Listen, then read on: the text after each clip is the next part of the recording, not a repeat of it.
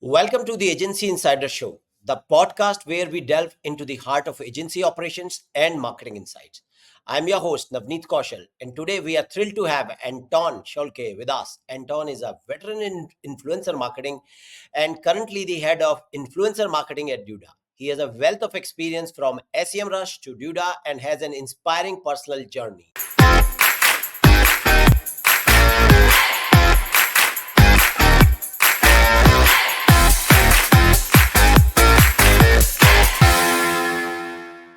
Anton, welcome to the show. Hi, Navneet. Very nice being here. Thank you for inviting me.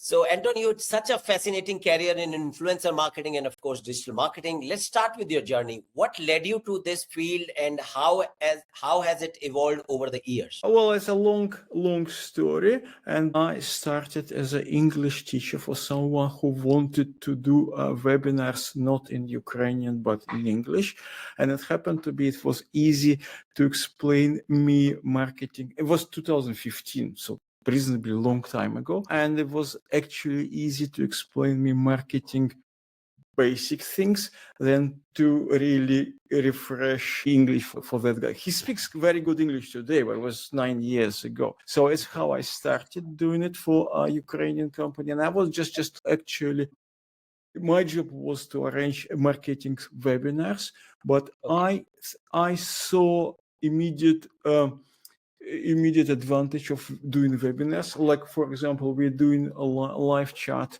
a live stream, whatever you call today. Maybe not live streaming actually, but it will be a recording after that. And it's a possibility for us to know each other and hopefully to start a contact and hopefully get into friendship, and after that to convert it to brand advocates. I might be your brand advocate, or you might be my brand advocate, or we might do something together. So, and it's very, I don't want to say what use cheap, but it's very, put it this cost effective, because otherwise I would have to fly to your place, probably 1,000 miles to have a coffee. It's not very cost-effective things. Even it's much more effective, of course, in building relationship. So I started this way, and I found that doing live streams, people doing live streams for many different reasons. The main usual reason would be a lead generation, all these kind of things. But I found another possibility, another option, and I think it's very strong option. It's building a personal relationship with people, especially after COVID, when everyone went to online things, not offline things. So now it's kind of mainstream. But the funny things, when I started doing it as an influencer marketing, so using everyone as expert. So, for example, using you as an expert, your opinion, and build a loyal audience, I'm using converted commas if it's only audio version for it, selling your opinion to people. I lost my thoughts. Okay, so, but at that time, I think what is today influencer marketing for most of the people, which is creators marketing, mostly in Instagram, I think didn't exist in 2015, and this one did exist already when you try to bring I don't know, John Mueller, for example. If you're talking about so his opinion, he's obviously influencer, but he's not creator influencer. So this is a big difference. Then I moved to SEMrush. It's actually pronounced SEMrush, not SEMrush, and there's a history behind it. If you want to hear it, I can tell you. Okay, and I was there for 5 years, and we were doing the same thing. We're trying to build up a network of influencers, not paid influence. This is important. We don't pay for using influence, but of course there is some perks using the tool and other things. After that, I moved to Duda, and Duda is CMS, so it's not exactly the same thing. But I found that, for example, SEO community is still very relevant influences for CMS for Duda.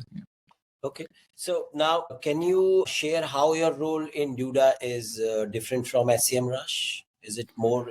It's not different in a general terms, but with SEMrush it was much easier because it was okay for any influencer marketing. When we're talking about expert influence, you have to find who your influencers are and what your audience is. This is the most important. This is the first question. And for example, with SEMrush it was very, very easy and very straightforward. SEMrush is a SEO tool, a little bit PPC and content marketing, but mainly SEO tool. So obviously who your audience, who your influencer is. So Blue Sky has this Twitter 5 years ago, SEO feeling and everything. So if you in SEO, you should move to Blue Sky. So the difference, general difference, no difference between Duda and SEMrush, but obviously audience slightly different. So when I moved from SEMrush, which were, as I said, very straightforward SEO community, to Duda, I thought, okay, Duda is CMS. What is CMS? CMS is software we are using to build our websites. I mean, the database and the website build, it could be different, but do this both, like WordPress or like Wix, for example. So, and I thought my first impression, and I spent, not wait, but spent 3 months of doing this. I thought, okay, my community, first community would be web builders, web designers. It's intuitive. Yeah, you produce a software for them at the end of the day, and it was wrong. Funny enough, was wrong. So and I'll explain. First, there is no such a community for web design, web developers. They split by platform. So there is a community for WordPress, obviously the biggest one, probably several community for WordPress designers. As a community for every big platform, including for Duda. Duda has like 2000 something in their Facebook group who using Duda and exchange opinion and everything. For example, for me to go to WordPress web designs and try to get influencer from there to Duda, it's almost impossible. Also, the audience is wrong because how it works. For example, you are web developer and you're using WordPress, probably WordPress, 40% of the internet as WordPress, and you use WordPress for last, I don't know, 5, 10, 15 years. So you know it very, very well. And I'm coming to you and I'm trying to persuade you to move to Duda. Why? Right. I'm saying, okay, Duda is agency CMS. WordPress is just very general SMS, agency SMS. So for example, if you're working for agency and your agency work with small, medium-sized business, you using Duda, you would be able to produce website 3 to 5 times faster. And you think, so what? You being a designer or a web developer for agency, you probably on salary. So you probably, realistically, you don't care if you produce websites 3 times faster, and you need to learn new trick and everything. So no point. And I thought, okay, who would be interested to know this? And obviously, it's a business. People who count in money, they would be very interested when they hear, okay, your people, your designers can produce a website for your clients 3 times faster, which means you need either 3 times less designers, and salaries is a big thing, obviously big expense, or you can produce 3 times more stuff for clients. So obviously when you understand that your audience, not web designers, but C-level, for small agencies probably, founders or some chief financial officers, or this type of people, you understand those are your audience, you probably try to arrange people who can influence those. So slightly different, but SEO community is still there because SEO community, SEO people in agency, they probably don't have direct say, oh, I want to work with this CMS, but they have indirect influences, so they can influence this C-level because they say, oh, this is better, this is worse, and all this kind of thing. Okay. Now let's talk a little bit about art of influencer marketing.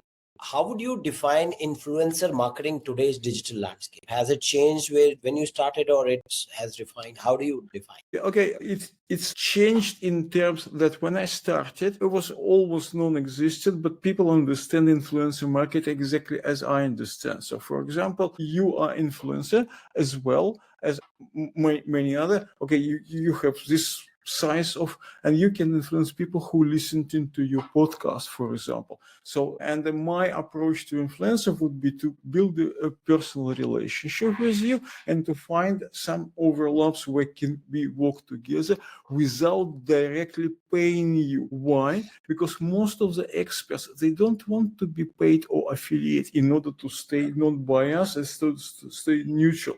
So, for example, we go back in the times of my SEMrush, SEMrush Ahrefs. Yeah, they obviously competitors and everything. But if you look at the influencer, most of the influencers, they use both platforms. They use both tools, and they can be in both conference and everything. Most of, especially big one, good ones, they don't want to be directly associated with one of the tool. Why? Because they want to be neutral. They want their opinion being taken as opinion, not as a paid talk.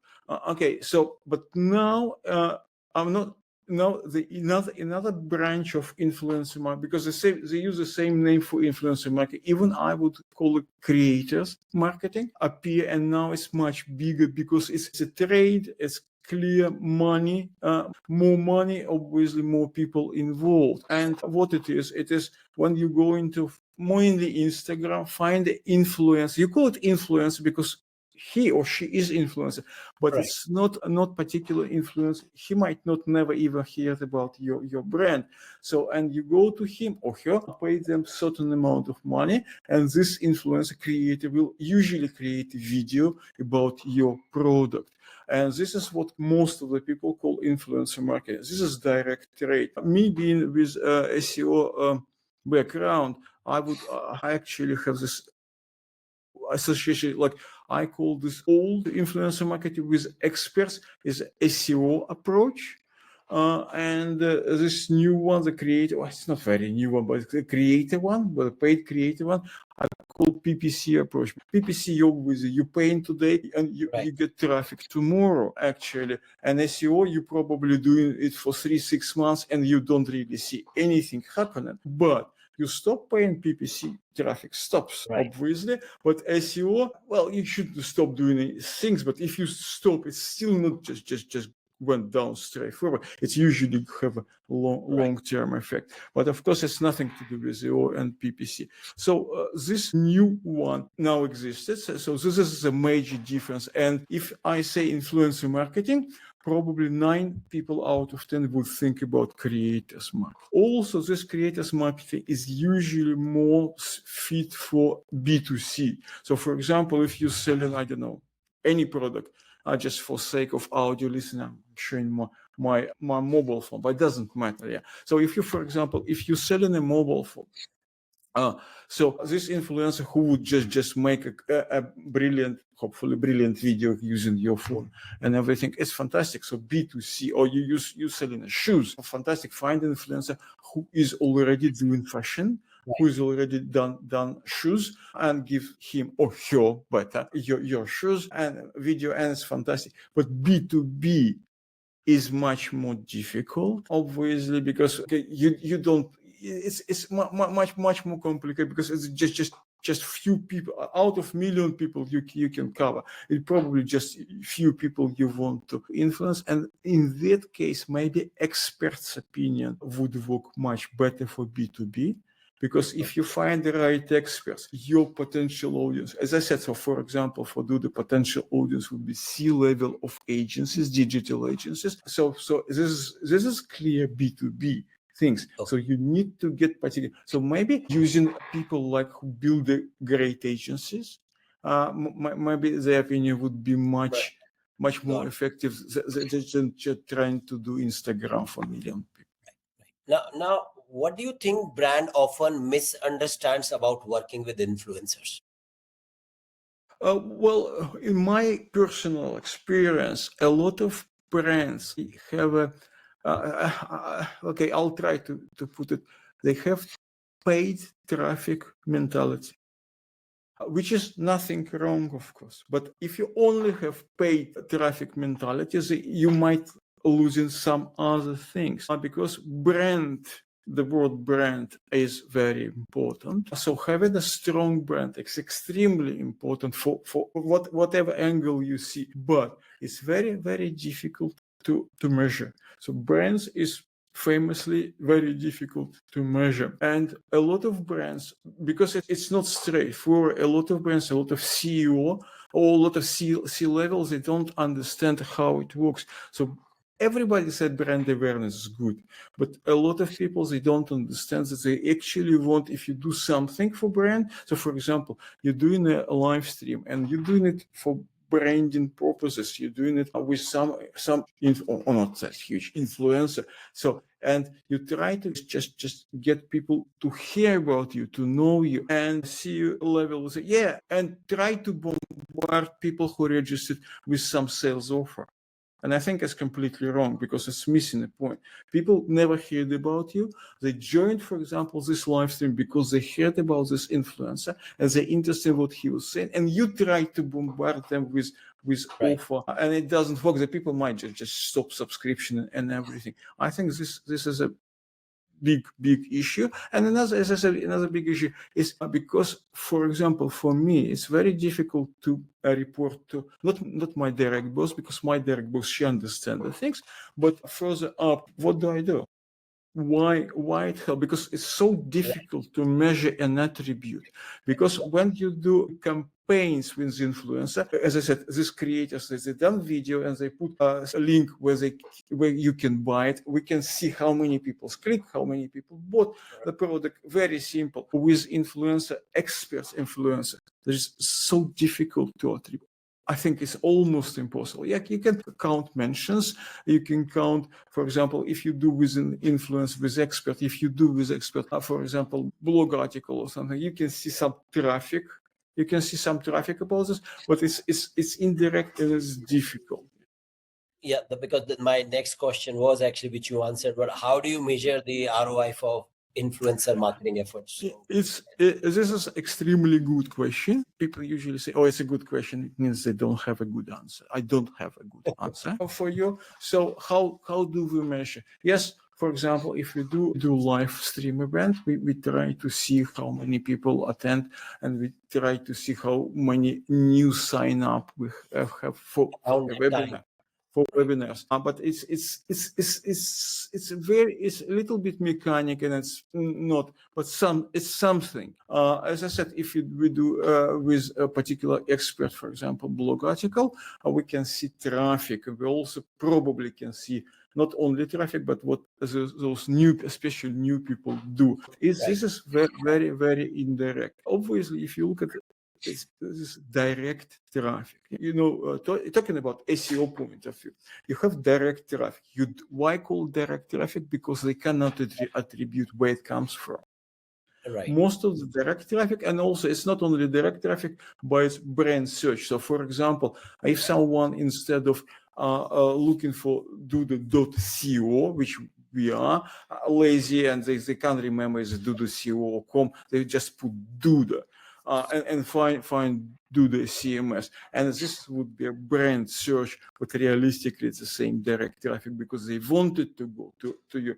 So obviously big brand traffic. If you filter out, for example, logins, because logins has nothing to do with is people just log into you. So if you filter out of logins, direct traffic shows a bit of your brand value, and because people know your brand, like they go direct traffic. Oh, I said brand search. Yeah, I'll put them together. So this is kind of estimation, because we don't really know. Could be something difficult to judge. You can probably think about this as one of possibility. But as I said, it's not only influencers. It's all marketing channels. They contribute to your brand. Your brand. Also, some other funny things.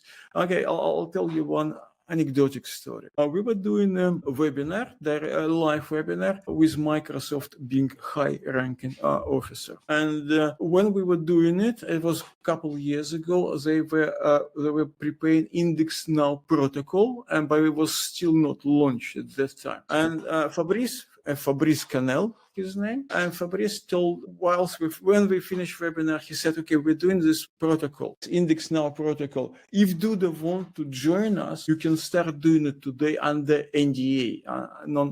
And we were interested, but to be honest, we most very, very important Index Now protocol for news agencies, all this kind of things, but it's extremely important to be indexed basically on the spot.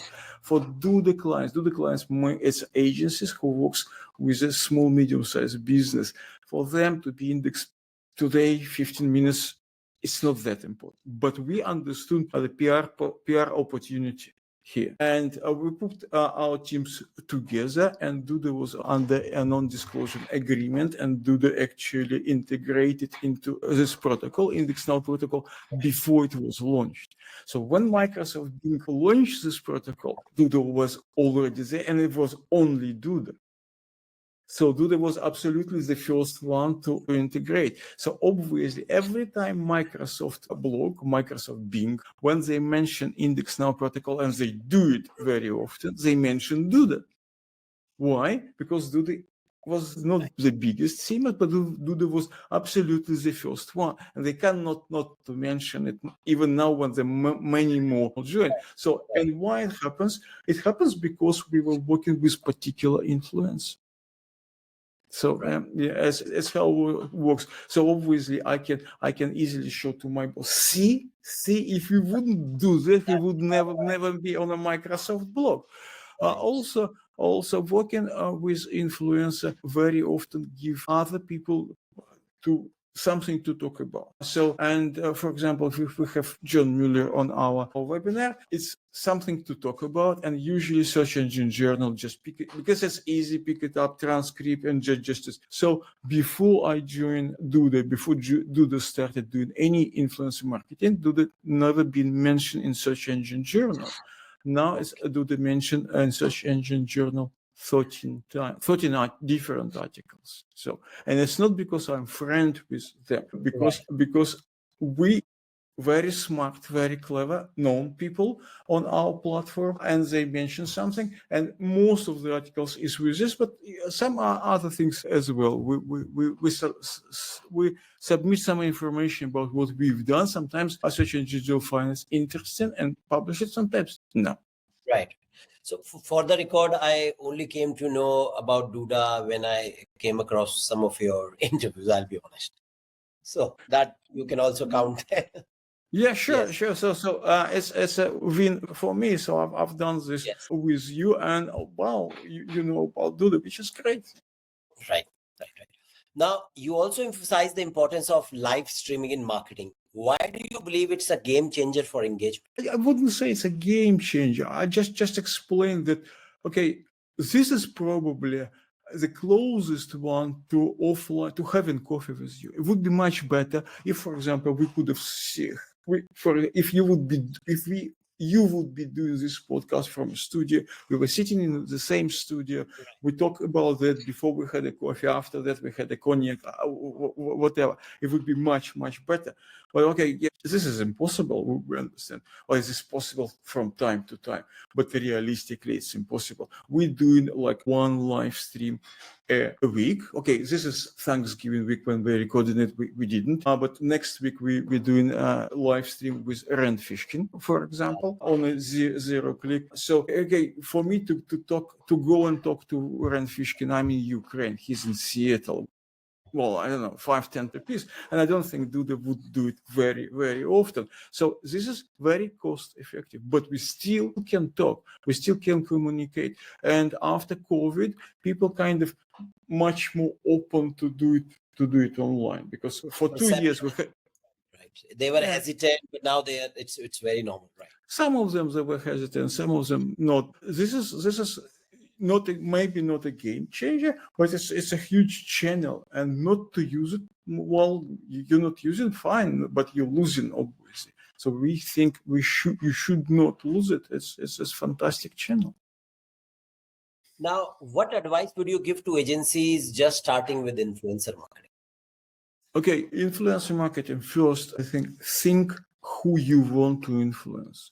what your audience, because as I mentioned before, you might think intuitively this is your audience, but realistic it's not. I remember I told you about when I just moved to Duda and look at this web designers and find out they're not the C-level of agency, our target audience. So first, understand who your audience might be, and this is very important. Just don't rush and don't just go start doing things. Do some research, understand who your audience might be, and after that, if you want to do influencer marketing, you can do live streams, you can do other things, you can do articles and everything. Live streams works well, of course, if you're new and if you're not very known and if you don't have a lot of connection, it won't be easy to start, but it's possible. A lot of people done it. So you start with a, put it this way, smaller, I'm putting inverted commas again, smaller influencer, because we probably would be maybe local ones or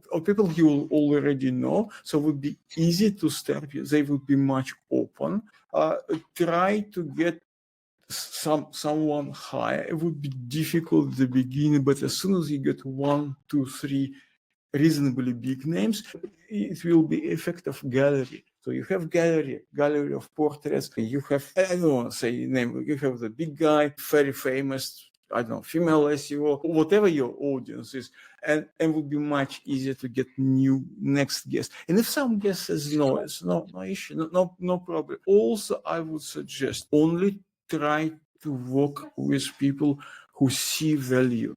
Because when you try to bring someone who doesn't want, who said, okay, I'll do it for you, but really doesn't want to do, see no value, I wouldn't do it. Because in my experience, it never really works well. You spend a lot of efforts and it still doesn't work, because this influencer would not, whatever, I don't want to say tweet, but reshare your post about and everything. So would be, just go. And funny enough, maybe you became much bigger, much more famous, and maybe a year later, this influencer come to you and say, I do want to do something with you. It happened to me a lot at the beginning. I remember people were, when I just started and we are completely unknown, working for unknown Ukrainian company. I didn't have a queue for me. And I remember one particular guy, I don't want to say any name, he said he's not interested.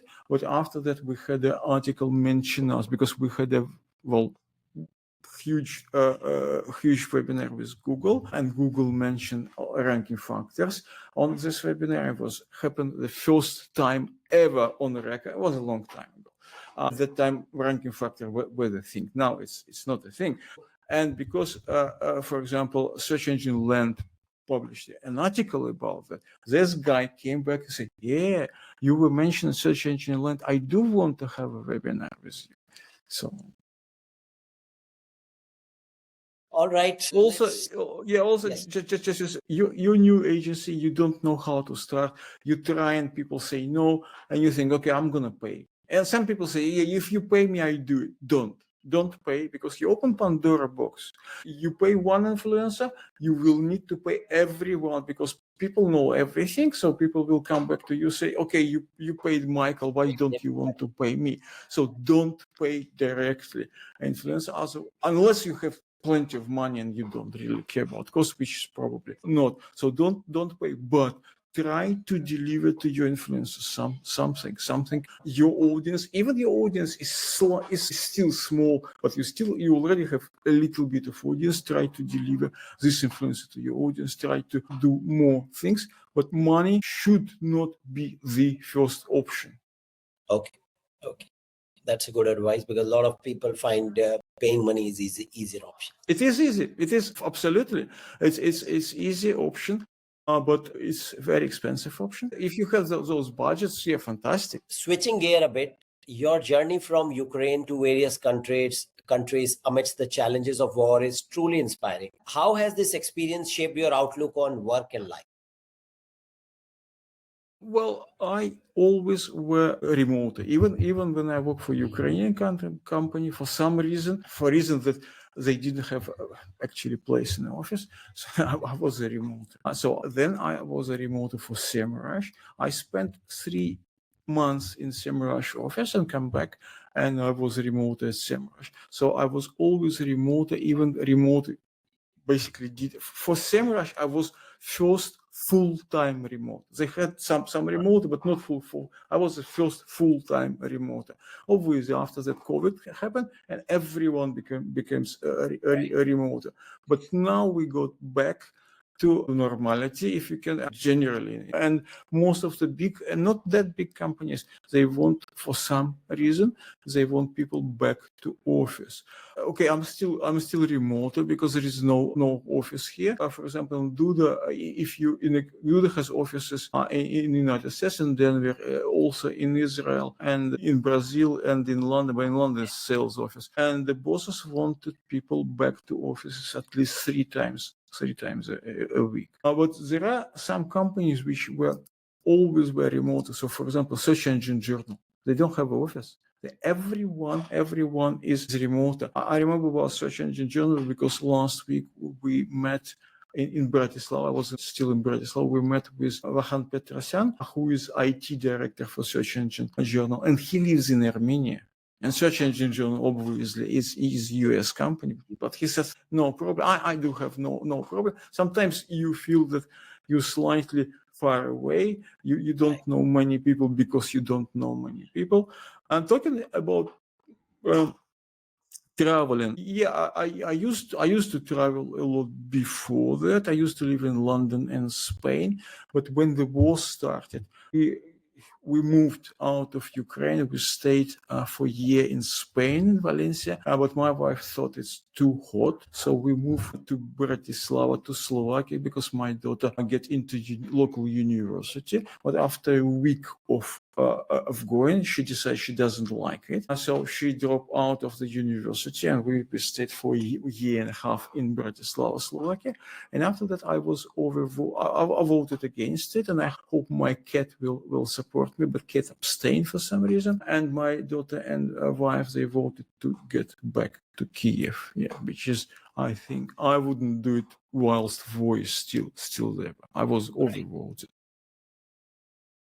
Now, how did you balance personal challenges with professional responsibilities during, such turbulent times? Well, when war started, Duda had about 16 or 17 Ukrainians, including myself, and Duda were extremely helpful. Okay, they couldn't get us out of the country for some legal reason, but they helped us.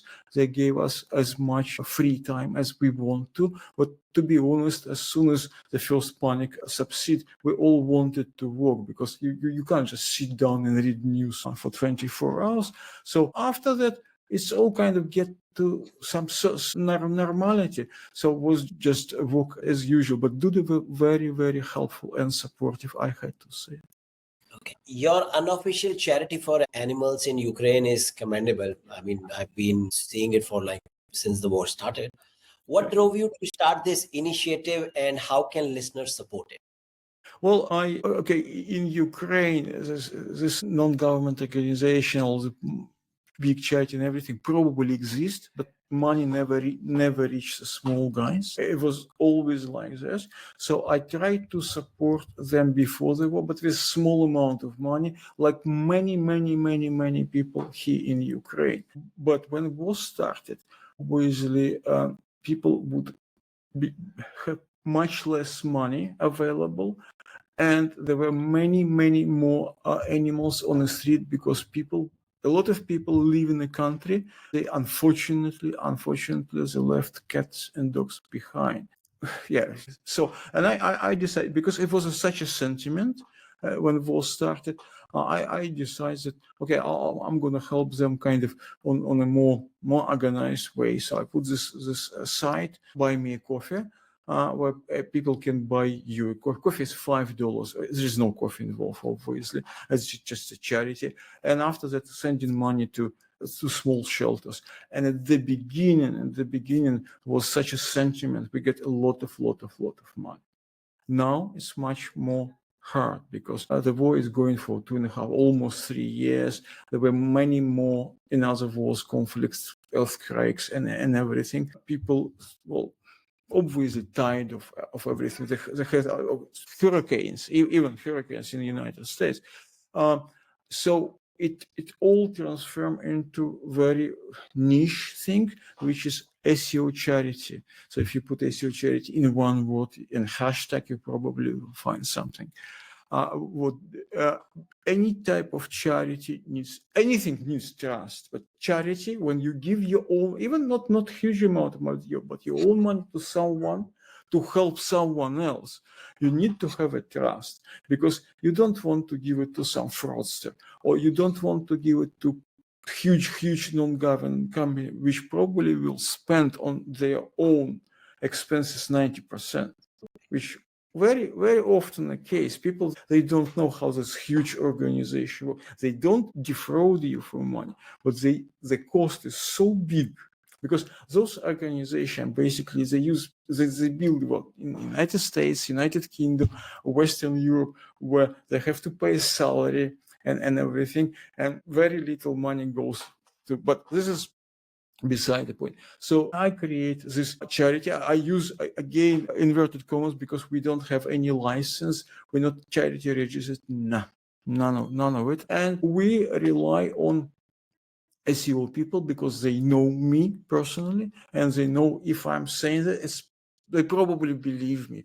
They should believe, because I don't lie. But for example, we don't have any cost. I mean, no cost whatsoever. The only cost we have is a commission, which this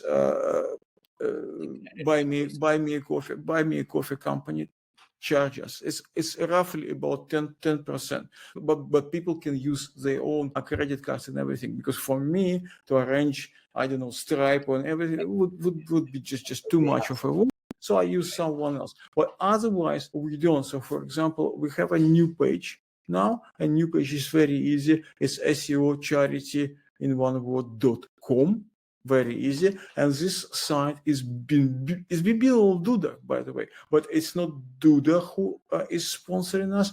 It's a particular agency from Chicago.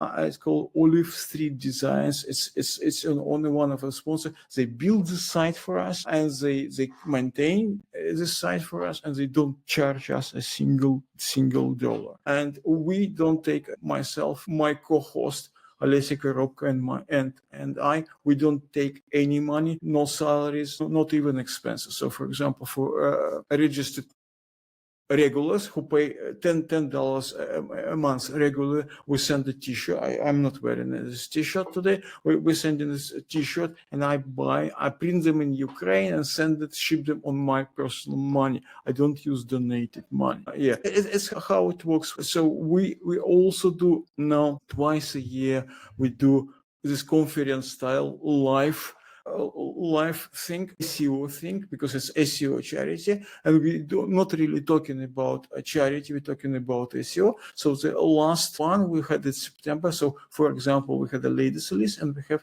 John Miller with us, which next one will be in March next year. And we, for example, we already secure Martin Split from Okay. Now, if people want to donate, fantastic. yes. But if they can, if they don't, I'm not trying to sell you. But you always can have a look at SEO charity in one word.com and see what's on. Okay, so it's SEO charity for our listeners.com, where people can visit, and if they want to donate, they are free to donate. If they can share, it's also fantastic. I will share the link in the comments below as well. Fantastic, thank you. Now, Duda focuses on website building and enhancing core web vitals. Why do you think these elements are crucial for business today? Okay, I want to be absolutely honest. Okay, core web vitals supposedly a ranking factor, but it's not the major ranking factor. Now it's more or less people saying it's a tie break. So if two sites very similar in the rank and everything, if one is core web vital clearly better, it probably will go rank higher. So it's not really about ranking things, but for agency, it's an extremely good selling mechanism. Why? A lot of agency come, you have a website, for example, and you probably thinking about changing agency, and new agency have a look and they see low hanging fruit. They can check images, check couple of things, and your core web vital will improve tremendously. It's reasonably easy to do. You can do it and you can show your potential or new client immediate result. Yeah, ranking probably won't change tremendously. Traffic probably not, but something you can measure change tremendously. It was red, now it's green. So you can please your client. And it works very, very, very well if agency understands what they're doing. So for that purpose, it's important, and Duda push a lot, and Duda is absolutely core web vital champion. So if you look at Google Studio, there is a one monthly report. Duda is number one. Duda, according Google Studio, not according Duda, according Google Studio, 80% of Duda sites they're passing core web vital out of box.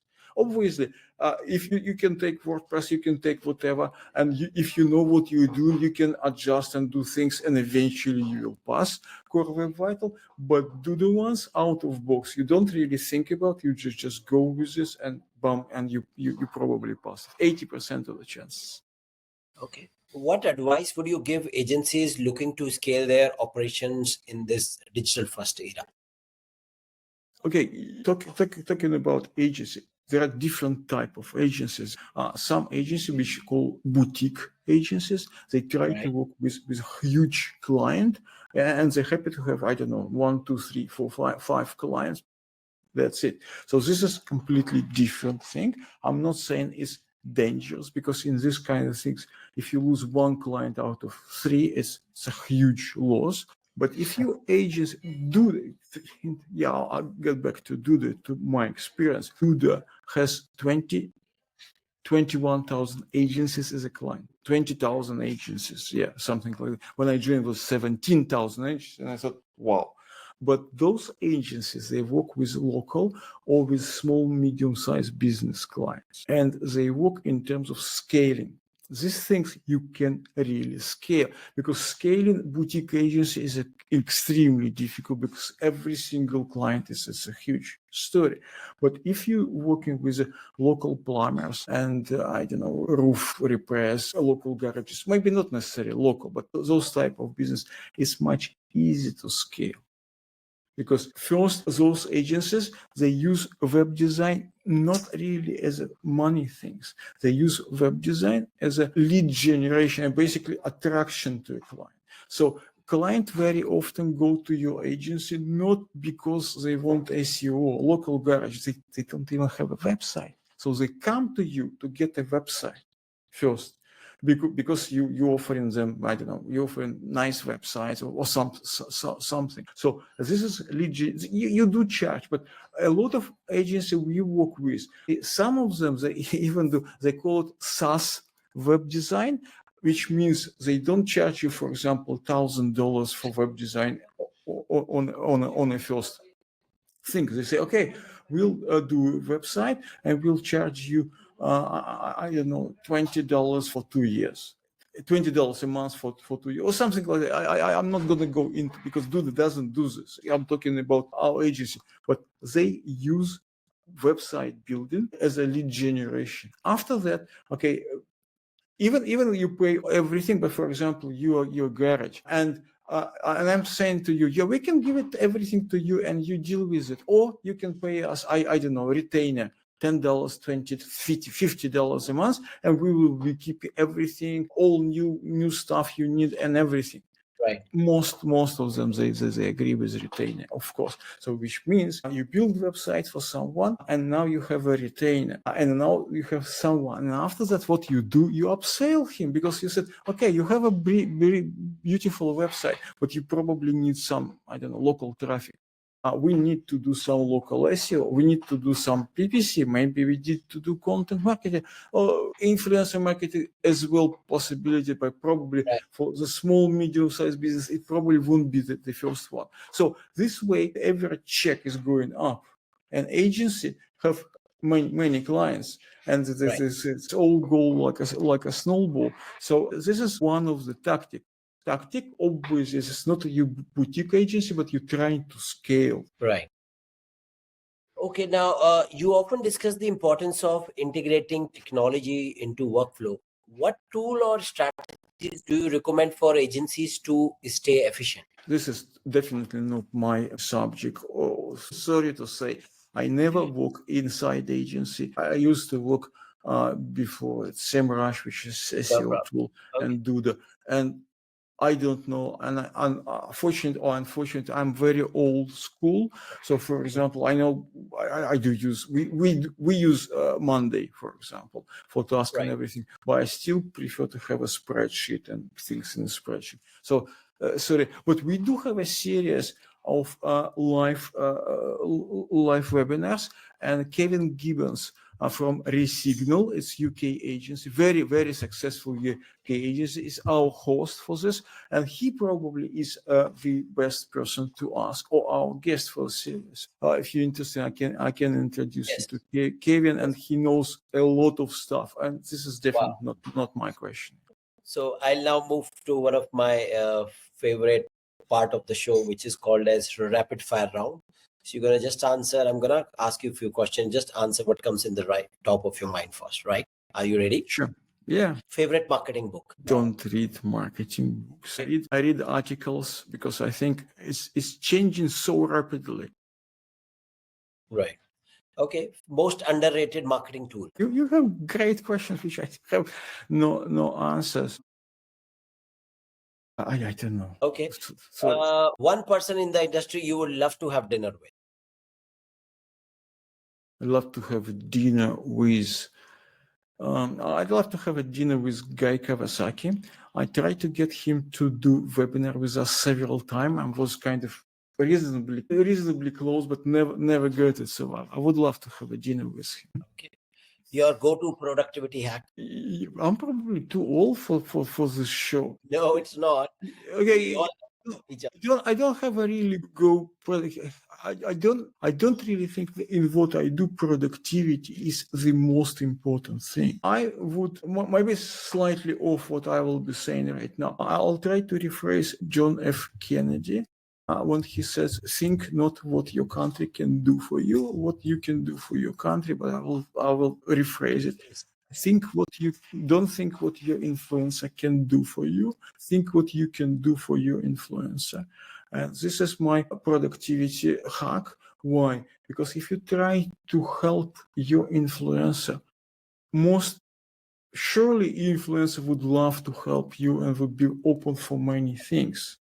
And which means you don't have to go to 3,000 influencers to ask the same question if they want to do it for you.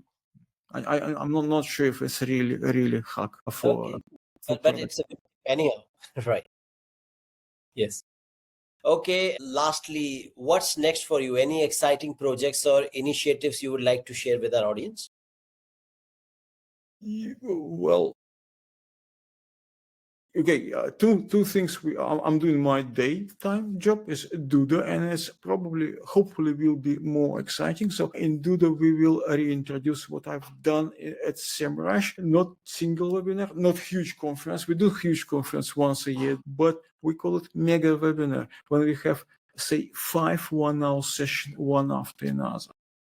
So, and it's for me, it's really saving a lot of effort because to do mega webinar is just slightly more difficult than just a regular webinar, but it's much easier to market and it's more fun to do. So the next one we will be doing with a provisional name SEO versus content marketing, which is of course not versus. They're all together, and we'll be doing it January 23, and probably we're doing once a quarter with different names. For my personal project, we will have next this conference style call in March 27, and we already secured 3 fantastic SEO speakers. It's all about SEO. Hopefully, we'll get 2 or 3 more, and the sponsors. So if you want to sponsor our event, Search Engine Journal sponsoring our event, by the way. And if you want to be a sponsor, just give me a shot. Sure. All right, Anton, it's been an absolute pleasure having you on the Agency Insider Show. Before we wrap up, where can our listeners find you online and learn more about your work? Well, I probably would say go to SEOcharity.com. There is a little bit about myself, about this project. I'll go Anton Shulke in one word.com as my personal site. Yeah. Okay. Thank you for tuning in. Don't forget to subscribe to the Agency Insider Show for more such enlightening conversations. With this, we end this insightful conversation into the influencer marketing. See you in the next episode. Thank you. Yeah, fantastic. Was